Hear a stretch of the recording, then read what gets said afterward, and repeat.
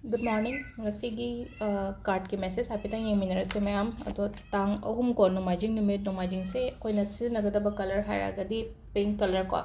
ado aina ngrang number so hapkhre ko hiding tigi matungina hidi number so haibir on harapse ko number se ngasigi na 156 ko 156 se aina iba yai ko hidi agi left hand da hai tare ko agi khudang oi thangba side da hai tare ko natraga pambong gumbada adumaina ibiyo ko hadi 156 se ngasigi oina hai tare ko hadi numit ki matungina color leiba adumaina hai tare ko number su leiba ne number su season ba ya ba ko ado ahambada ko gi card ki message yengminare se aduga timing so haijara ge ko ngasigi oina timing afaba se kaino hai pado ko karam pungfam phage hai pado selere ko gi card ahum se dagi ama choose to pirase ko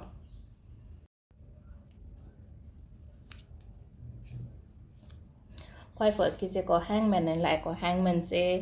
hauzik se kadang ngasi gi oina haira ko ngasi gi oina haira gadi hauzik ngasi gi oina haira di kadang kani cinta leiba hai tare ko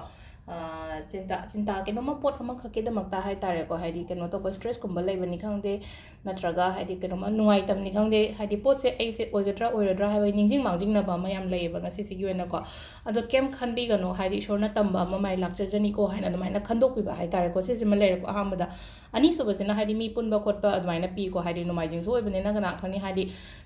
imanabi ke ga punba oiro cousin punba oiro natraga te leina ko haidi imong manung relatives ke ka punba khotpa admaina khara sign khara leiri ko haidi pasana pullaga khollaga kai chamin thakmina ba khomina ba admaina adum bagi sign da ko aduga thabai ngang tawru do jom khatang thabaki oina haraga jom positive sign adum oi ko aduga ahum subagi isna ko aina ningi ba aina pame potse aina phangjaba an hai so ma so piri ko se da ko aina khanba potto hai tare ko aingonda phangani haibagi kaino masu lei ko aduga sida aina ga manifestation tawkiba gumba leiraga di hana adugi manifestation ki result gumba su lakpo yabagi chances yamna lei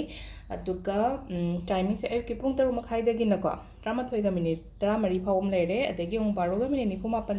nipu nipan dagi na pung 2 ga minute kunithoi phawum leire ko adagi 5 ga minute kunthrathoi dagi na nungdangi 8 ga minute nipu nipan phawum leire adagi 12 ga minute kunthrapan dagi na pung 2 ga minute 5 phawa aduga nongalamdai gi na 3 makhai dagi na pung 3 ga minute 50 phawum leire ko sisina akhoi ngasi gi oina afaba timing ko ado sida leire ngasi namaijing gi video se ko ma'am thank you